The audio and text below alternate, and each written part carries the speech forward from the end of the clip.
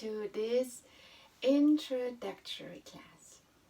My name is Sabina Magnus, and I am delighted that you signed up for the upcoming class series, Traditional Yoga and Meditation. So when you have never done yoga before or feel like, oh yeah, meditating is not my forte, then this class is your class, and I'm happy you are taking the time to join me and Becky. I have Becky on the other side of the camera, and she is representing you, the students, and your questions. So I try my best to cover the basics here, that you are ready and feel confident to join our first class, then coming up next week. So today, just groundwork, creating a good foundation. And this is also one of the things I want to really invite you to take serious in regards of setting the time, setting the space. So you don't want to just jump into your practice and feel like, oh yeah, I have to get this done and over because I signed up for this course. So you want to really create a space. So it starts with really looking around in your home. Where is a good space where I can roll out my yoga mat? So you might not have a specific room which you can call your yoga room and everything is beautiful and there is incense and there's candles, but maybe it's just a little corner in your living room or in your bedroom or maybe even in your basement, wherever you have a space for yourself. And then you make the space your own. Make it beautiful. You can even bring flowers into the space, and then bring your incense, bring your candles, and make it a nice, beautiful space where you just feel comfortable. So creating a physical space is an essential. So don't take this too lightly, and make sure that there's not too much clutter around you.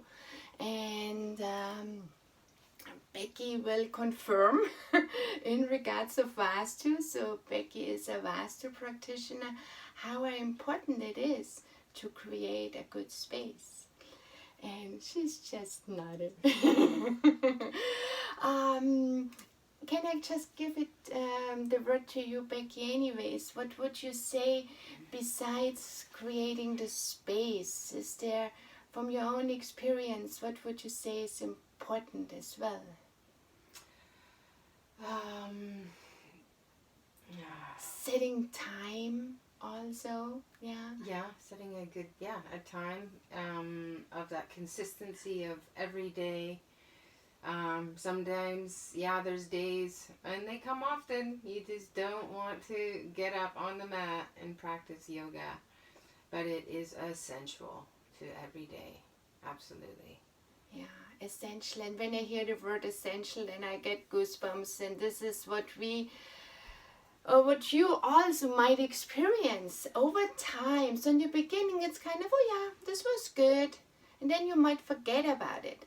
So try to find a consistency. Do your yoga practice really consistent for a week, and then see, wow, what did happen in this week, and then make a pause, take a pause, and then see if you miss it. So for the next upcoming weeks we will meet once a week, so even there, try to make it once a week.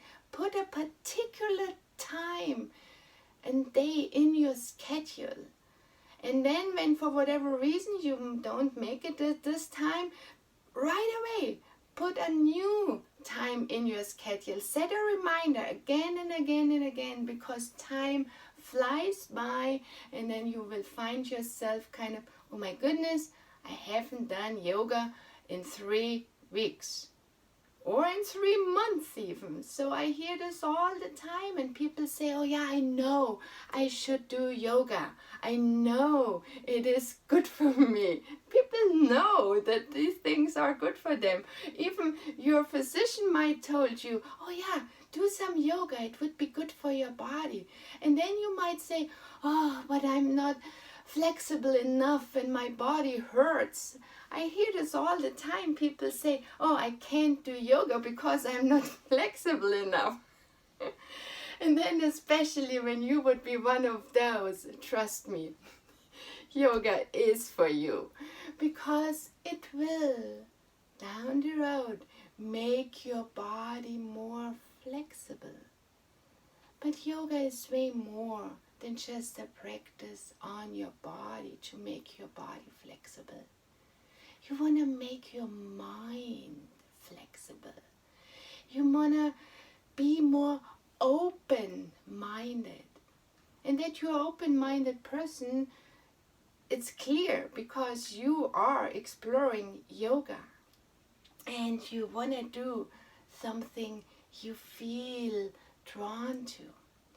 So for a moment, I also invite you to just sit still for a moment and think for yourself, why did I choose to do yoga? Why did I sign up for this course? So ask yourself this question, why? Maybe you even want to make a little note.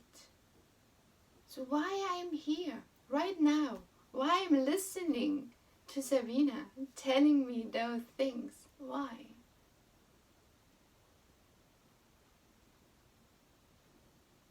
And then ask the other question. What is it what I want to get out of this practice? It can be different for everyone. For someone who is extremely active and is always on the go and go and has lots of things on their plate, it might be to just slow down, to empty the busy mind, just find some calm and peace and contentment. And for someone else who might go through even a time of depression and has no energy at all, feels lethargic, feels just heavy burdened. What this person needs is more energy, more activity, just a boost of energy. So see, what is it for you, what you want to take away from your yoga practice? And then yoga itself, the word yoga, what does mean yoga to you? Also ponder on this. What pictures are imprinted in your mind when you hear the word yoga? What are your beliefs about yoga? And I know from many students as well, when they hear yoga, they all of a sudden right away see a beautiful woman in a perfect performed yoga asana. Some pretzel-like thing or a beautiful performed headstand. So trust me, in one of my yoga classes we never will do a headstand. Maybe a shoulder stand. And you will be able to get out of the position you brought yourself in.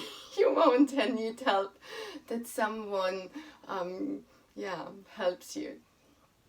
So it is yoga, the word itself, yoga, and some of you might know what it means. it's unite, to connect.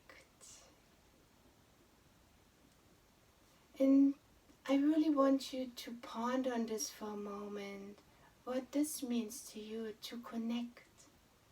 With what? With what do we connect in our yoga practice? With whom do we connect? The beautiful thing is, we connect with like-minded people right there. Also, it's just you listening to this recording. At the very same time, someone else is listening to the same recording, or no, maybe not at the very same time, but right now you are listening, and right now another person is listening. So we connect with our fellow yogis, yoginis. So we are not practicing on our own, we do this together, and that's also wonderful. And when you are able to then join those live classes, join them live at 10 a.m. on a Monday morning, and you can have your videos open or even your microphone. Then you will feel the connection. But when you check with the recording, then know at this moment you are present right there, and that's all it counts. So it is for you the moment to connect with the group consciousness, and from the group consciousness we connect with the higher consciousness. And this is the ultimate goal of yoga, to connect with your true self. The ultimate goal. But on this goal there is steps. So first we connect with our body. And this is what we want to do right now. So see how you are sitting. Just right now, observe how you are sitting without even modifying it. So maybe you were all slouched down in the meanwhile, kind of okay, or you were still nicely alert sitting. Maybe you are sitting on a chair, on a couch, or you sit on the ground like I am sitting here in a cross-legged sitting position, which is called easy pose. And this is our default sitting position. It is a asana. It is a yoga posture. And it says it's called easy pose, but we know it's not so easy to sit in this posture, especially when you haven't done yoga before. So please be compassionate with yourself. Love your body. Also, it might be in pain sitting this. Give it some love and modify your position. So at any time, so maybe some of you just sit like this and feel like, oh my goodness, yes, my legs don't want to go anywhere else than just here. Then that's perfect. Then let them be here. Don't fight it. What helps you to sit in easy pose is to sit on a cushion or a bolster.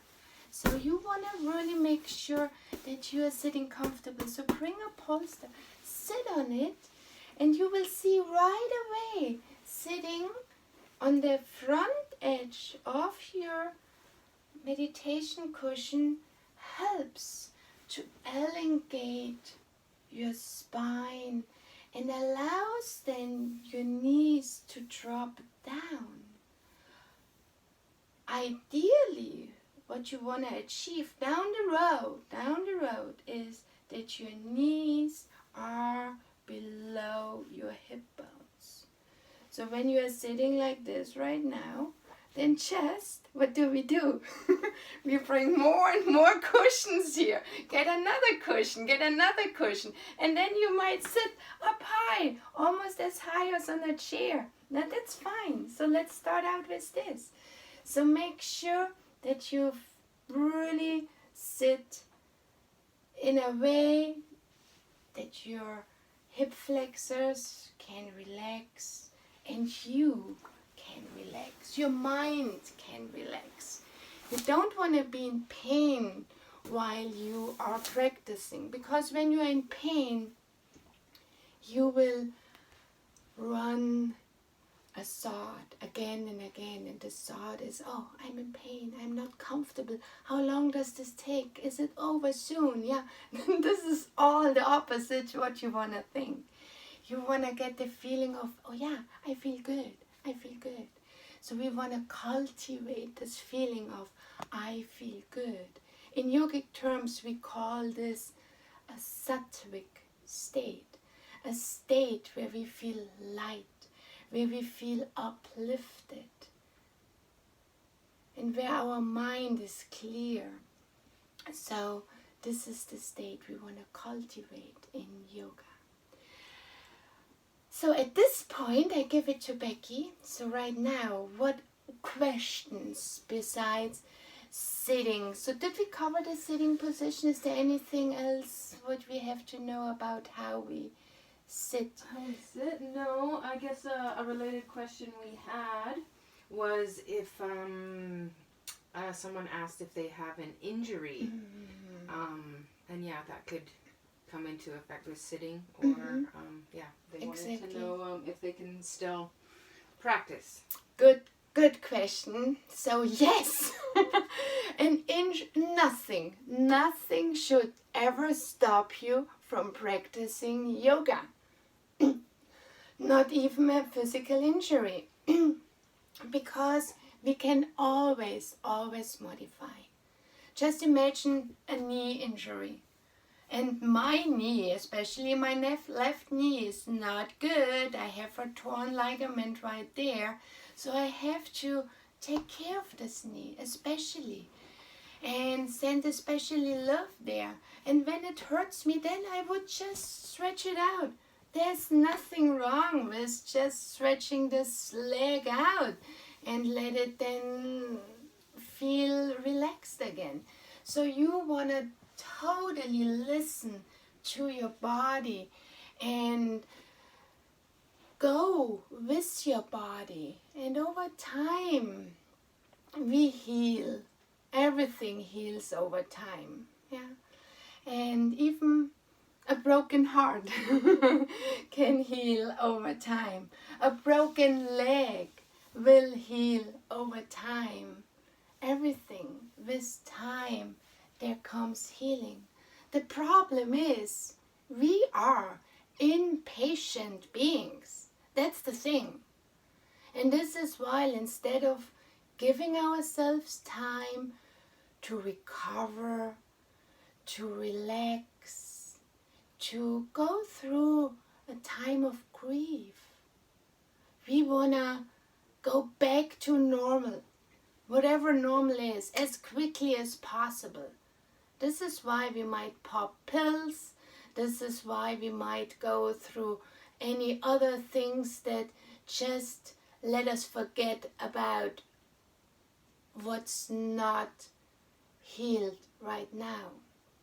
So also here, yoga and meditation is a wonderful, wonderful tool to support our healing process. And don't just think that we are working on the body. We work in this wonderful triangle of body, mind, and spirit. It's a triangle right there. So think about the body. It's the base of the triangle. And one side of the triangle is your mind. The other side of the triangle is your spirit. Or you can also go with your soul. So you want to have this always in balance, this triangle. So don't emphasize one. Make sure all three get attention. And this is what they get in yoga. So an injury of any kind, body, mind, or spirit, can be supported and healed through yoga. through your mindful practice and your openness to heal. So nothing should stop you to practice yoga. Also, in regards back to our sitting position, we want to have our spine as straight as possible, and please refrain from trying to, also in meditation, when you meditate, you don't want to really lean on something.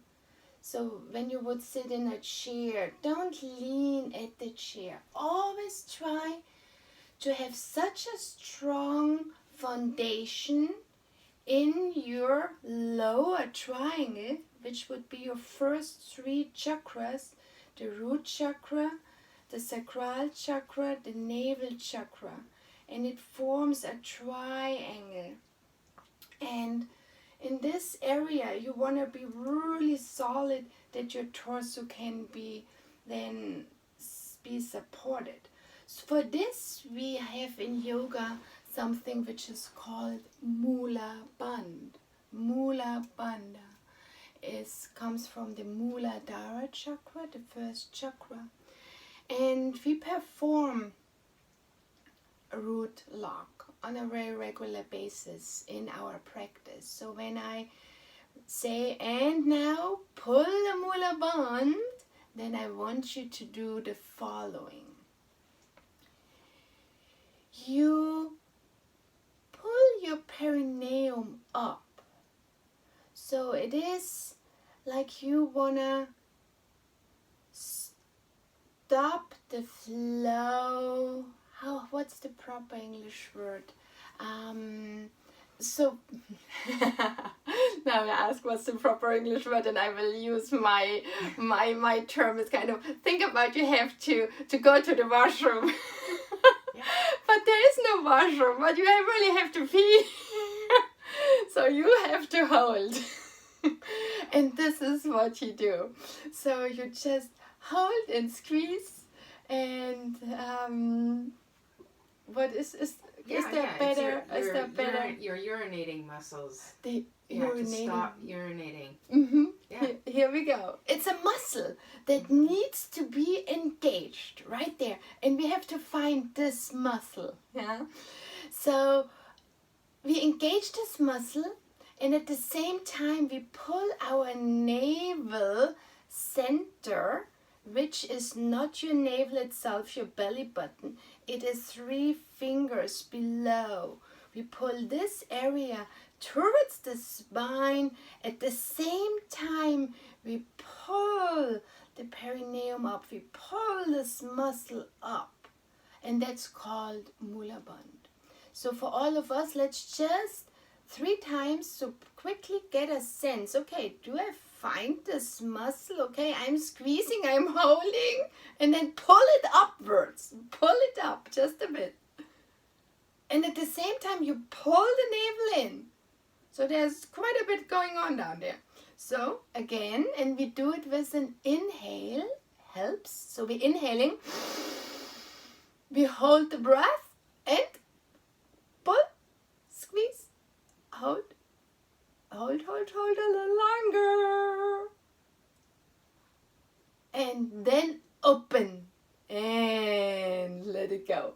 No, don't pee now. Don't let that go. Just open the muscle. Okay, so you got it. So this is a good practice. Please practice Mula Bandha. Get a feel for this muscle down there. I'm a Kundalini Yoga teacher. For 7 years, certified with the Kundalini Research Institute. So, and for us, especially as a Kundalini Yoga teacher, the Kundalini energy is, that's all yoga is all about. Yeah, to really connect with this energy, which lies dormant in every being at the base of the spine. just with this light mula bandh, you kind of tease it a bit. Yeah, you can wake it up, kind of, okay, stop sleeping, waking up, wakey wakey. So this is mula bandh. And then what we want to perform in our practice, in our yoga practice, is that this energy flows up through all our 7 chakras. It goes through our chakra system. And it is supported by Pranayama. So it's another thing what we will practice in our classes, Pranayama. And often we think about Pranayama as just breathing, a breath work. And Pranayama uses the breath to distribute the prana, which is in the breath. So pranayama is actually a deep energetic work. So, for example, now together we take a nice deep inhale and a long exhale. And again, you inhale, pause for a moment, don't exhale right away, and exhale now. Don't inhale right away, pause for a moment, and then inhale. So you feel that through your nostrils there is air coming through. You can feel the sensation. At least when you're really mindful, you can feel, oh, there's cold air going through my nostrils inside. And then when you exhale again, also through your nostrils, you might feel the air is a little warmer. Right there. Did you notice? Yeah, you can try it a couple of more times and then maybe we notice next time. But this is mindful practice, to notice those subtle changes. The subtle change just on a breath. Then inhale and then exhale. So we inhale oxygen, we exhale carbon dioxide. This is on the body level happening, yeah? But on a deeper level happening, we inhale prana, which is this universal life force. And we exhale apana, which is everything that doesn't serve us any longer, because it is already used up, like the past, like a thought about something in the past. It doesn't serve us anymore, this thought. There's just, it serves us the experience we had from the past, bringing into the future. But for example, having a sad thought, an angry thought, thinking this thought over and over and over again does not serve no one. This is why you want to let this thought go. And apana would be your vehicle, which would bring the thought away. So it's like waste management. Apana. Good. Do we have any questions in regards of how we sit, how we breathe, what else, or what? No, I don't have anything. I think that's, yeah. Woo-hoo. Get that covered. Woo-hoo. Oh my goodness, here we go. How much more time do we have? We have about 25 minutes. Okay, wonderful. Good. So we realized already sitting is important. We talked about mula bandh, really, really important, you practice your Mula Bandh. There's another bandha. It's called Uddiyana Bandh. It is below your rib cage. It is where our diaphragm is. So when we breathe in yoga, we make a habit that you always breathe through your nose, in, through your nose, out. Because this type of breath, brings your breath just deeper in. So you don't think just it stops in the lungs. Yes, the oxygen stops in the lungs. It's filled the lungs. But the prana goes deep, deep down. You want to bring your prana down in your abdominal area. You want to bring the prana down in this lower triangle. So when you inhale, take an inhale, then think about bringing it in through the nose, and then there's this pathway going down into your navel area, and there's a balloon, and you want to fill up this balloon. So you want to think always about expansion on your inhale. Okay, let's do this together. So a few times we inhale through the nose, bring it down, the belly expand like a big Buddha belly, get nice and big. Then you hold, you sit, and feel with this big belly, with this expansion, you just drop into this space you created, this space of expansion, and there you stay for a few moments. And then you exhale. And on your exhale, think about elongation.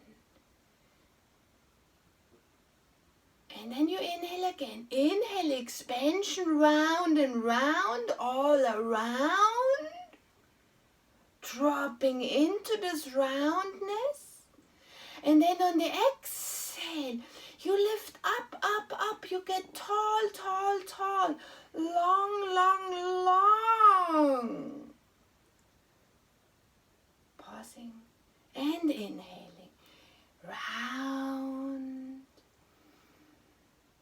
Pausing. On the pause, you always can pull a Mula Bandh. Practice Mula Bandh.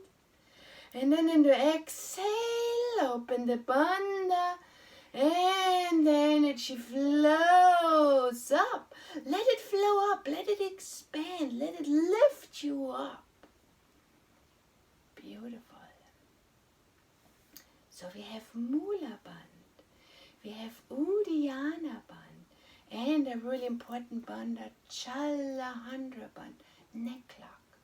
So see, and I'm just exaggerating here. When I would have my phone here. So everyone who has an iPhone, who is probably everyone, knows what we tend to do. We kind of sit like this, have your phone like this, and we text away. And then see what happens with our neck. We kind of sit like this. Does it look right? Yeah, kind of terrible. Okay, so in yoga we lift up, up, up, up, up. So we know, straight spine. Okay, here, I would have to text now in this position. That is what we could practice. Here is texting. But important is now Chalandra Bandh. We tuck our chin in. So really, keep it nice and level to the ground. Don't look down. Look straight ahead. Now we are texting here, right in front here, texting. So would be selfie time. We don't want to, it would not make a good selfie, trust me, when you look like this, having a double chin. But this is what you want to have in your yoga practice. You don't have to look good outside. You have to look good inside. That's the difference. So I don't care also how you come dressed. Come in your PJs, it doesn't matter. Yeah, as long as you're comfortable. Don't have to run and get the newest yoga outfit. No.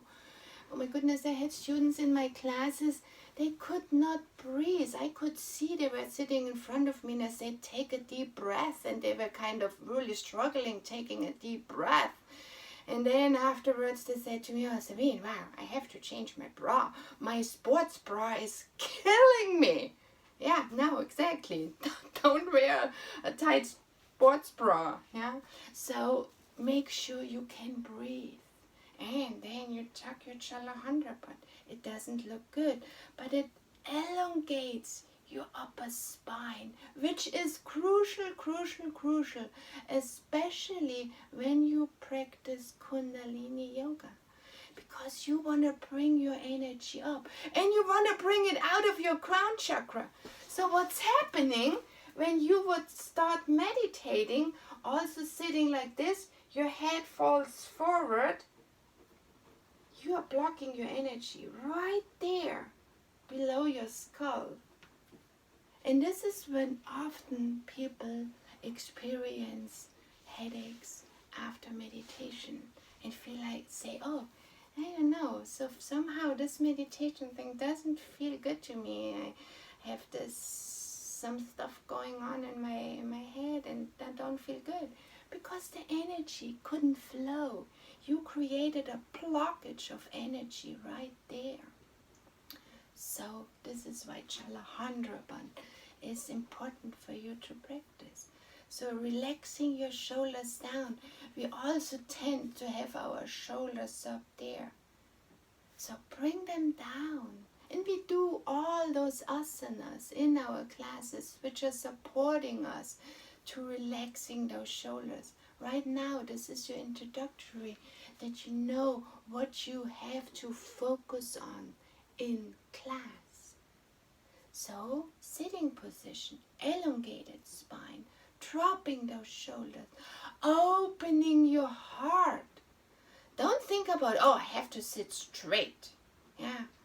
No, think about, I want to open my heart. Just the opening of the heart lets you feel more relaxed, more loving, more kind, more compassionate with yourself. Then Chaturanga. And then, just imagine, we have our crown chakra here. And imagine you have a crown sitting on your head. And you want to make sure that it's not falling off. So keep it nice and straight, your position. So that's our sitting position. And another thing, see my wonderful socks, nice and colorful, my Christmas socks, which I love so much. But in yoga class, I have to part from those because we do not practice yoga with shoes on. Yeah, forget your runners, no socks on, and we want to be barefoot. Yeah, we want to have contact with the ground beneath. Ideally would be you practice yoga outside. Yes, barefoot outside on the ground, connecting with the ground, connecting with the earth. We want to connect with the elements. So this is a wonderful way. You remember what yoga means? To connect. So make sure that you do all you can do to connect. So barefoot. Here in the sitting position, we want to connect our sit bones into the ground. So really feel my sit bones. Are they connecting? Yeah. And that's important for you. So no socks. So one of my yoga teachers, he used to say, practicing yoga with socks on is like listening to music with earmuffs. Earmuffs. Yeah, exactly. They keep your ears nice and warm in winter, but you can't hear too good. So with earmuffs, exactly. So no earmuffs. And sitting position.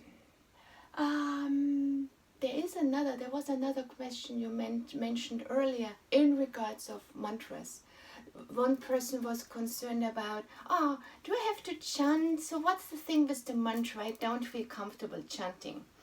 And often in yoga classes, at least the mantra Om is performed. Om is a wonderful mantra to chant, and it is the most important mantra that invokes an energy. And also there's many mantras, or every mantra in the end starts with Om, with the reference to the creation itself. And then we add on whatever we have to add on. So chanting a mantra is just helping our mind to get focused. So that's often it's so shattered. But with a mantra, we bring it back. We bring it back home. And realize we all run mantras all day long. There is a repetitive thought in our head. Oh, Becky is just nodding. Oh yeah. So, do you want to share your repetitive? Oh no, I can't say this. Okay, let's make up an example. I just want to say that, yeah, we tend to say to ourselves the craziest things sometimes, which actually creates a mantra that you do not want to repeat. And that's what can get you into trouble. Mm-hmm. Yeah. Yes, exactly. Yeah. And a mantra could be, oh, I have no time. I have no time. I don't have time. Someone calls you, can you come over for tea? No, I don't have time. I don't have time for this. I don't have time for that. You're always running behind. And what's happening, really, it is like the self-fulfilling prophecy. Yes, you don't have time for nothing. You don't get things done in time. Yeah, you're running out of time, and you at least then also not even have time for yourself. You say, no, I don't have time for yoga class because something else took up your time. And since you don't have time, there's only so little time. So you really have to change this mantra completely to, I have all the time in the world. I get everything accomplished in time because I have time. I give myself time. I give myself the gift of time. I give someone else the gift of time to spend time with my children, with my parents, with my spouse, because I create time for them, for me, for us, that we have time to connect. That's yoga, right there. Just by changing a mantra, changing a thought, and kind of, yes, I do have time. This is self-realization, right there. The ultimate goal of a yogi is self-realization. But when you realize what's not you, then you're on the right track to find out who you are, your true you. So because you do have time. Yeah. And this is another thing now with the mantra also in our yoga class. We finish our class with the mantra Sat Nam. We will repeat it 3 times at the end of the class. Sat Nam. And it says, Sat is the truth. And Nam means the name. So truth is my name. Truth is my identity. And at the end of the class, you want to have this feeling in you, kind of, yes, wow, that's who I am. This is how I should feel. It class. I hear this all the time, always, every time. So that people say, oh my goodness, I'm so happy I came to class. I'm so happy I took the time. I got exactly what I needed and I feel good.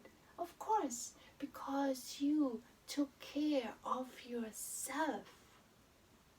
Of yourself, your body self, but also took care of your higher self, your soul. And this is why you feel so fulfilled and delighted and joyous and happy. This is your soul being happy. And this is how you lift up your spirit and feel like, oh my goodness, yes, I just feel better. So this is what you want to cultivate, your true self, your Sat Nam. So this is how we finish our class. There's also a beautiful prayer, and I just quickly recite it for you one time because it's so nice, and I just want you to listen and put yourself in the middle of this prayer. So close your eyes and listen and receive the blessings of this prayer. May the long-time sun shine upon you. All love surround you. And the pure light within you guide your way on. Guide your way on. So this is how we finish our classes. And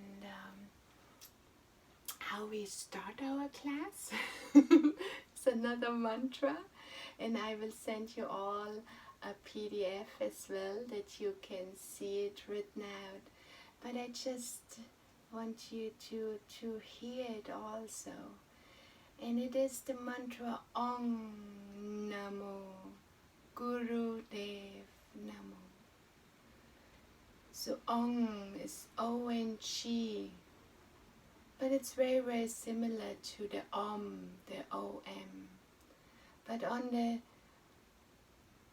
Om, the N-G, you bring the tongue up to the roof of your gum and press it there. And when you do so, this is the closest you can actually be to your pineal gland. And the pineal gland is the gland which, in conjunction with your pituitary gland, supports the opening of your third eye, which would be the point between your eyebrows. An important point where we focus on during our practice all the time. Also during the yoga practice, as good as we can, we want to practice with closed eyes. So to allow our third eye to open up. So by pressing the tongue to the roof of the gum, we are creating the stimulation of the pituitary gland, which is right below our hypothalamus, between our both hemispheres. So it stimulates then like a beam of light shining forward to the pituitary gland, and this is what creates the opening of the third eye. So the mantra Om, then, which gives reference to the creation, gives reference to you and me, to us. This is the creation. We are the creation. So, Om, and the creation bows. Namo. This is what Namo means. It acknowledges. It acknowledges there is a higher power. From somewhere I must have come. Yeah? And this is what we want to connect with. It is this energy, a divine energy. Om Namo Guru Dev. Guru often referred just to the teacher, but it is more than a physical teacher. It is an energy that brings you from Gu to Ru, from darkness to light. So think about this. And this is right there. It is birth itself. So when you come here into this world, you take your first sip of prana with your inhale, your first air, the first breath coming into your body. And this is the moment where you fill up, and then the baby maybe has this wonderful cry and everyone is released. Yes, it's alive. And it's here in the light, in the world. So from darkness to light. And then during the lifetime, there's always dark moments where we go through, but there's always light at the end of the tunnel. After every night comes another day. The sun rises, the sun sets. It's this wonderful circle right there. And this is all what a guru is. It is your teacher. It is nature itself. My most beloved guru is Mother Nature. So that's the mantra. Om Namo Gurudev Namo. So me as the creation, I'll bow, I acknowledge my Guru. Acknowledge this energy that gives me life, enlightens me. So, and there's another mantra, the Mangala Charan, and I just briefly say it one time, this mantra for protection. At Gurename, Jugat Gurename, Sat Gurename, Siri Gurudeve Name. It is a mantra for protection.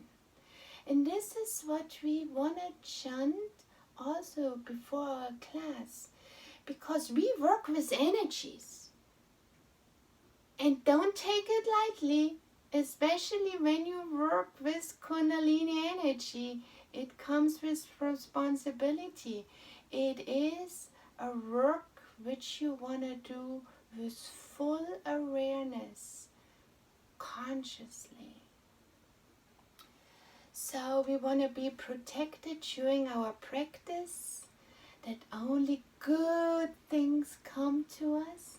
We want to be protected on body, that we avoid any injuries, but this is why you practice mindfully. Listen to your body.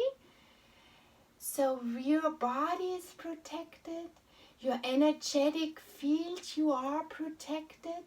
So you feel protected and you know you are protected. So those are mantras. And to answer this question, one of you, oh, why do I have to chant? Now I guess you get a feeling, and you don't have to chant. When you don't feel comfortable chanting loud, then just let it be in your mind. That's wonderful. But when at one time you come to the point that you open your fifth chakra and let this energy be expressed, you will see it is very, very wonderful. And it's also what I hear from, and Becky is also not in here, and I hear it from many students. They say, oh, Sabine, when I was in your first class, I had the feeling I have to run away. I found it really strange, the thing with the chanting. But then, for some reason, I came back to the next class, and I came back to the next class again. Yeah, and this was the calling of your soul. And so thank you for coming back to classes and make another experience again and again and again. So, 1 hour later, I hope you are, I'm pretty sure you took some little gems out of this introductory session. When there's more questions now, you just email, and we always have time also before our classes start and after our classes start to address your question. And I so look forward then to put everything we talked about today in practice in our class together. So thank you for listening, and I look forward to seeing you again on the yoga mat, well prepared, open-minded, open-hearted, ready to connect, to practice yoga. Sat Nam.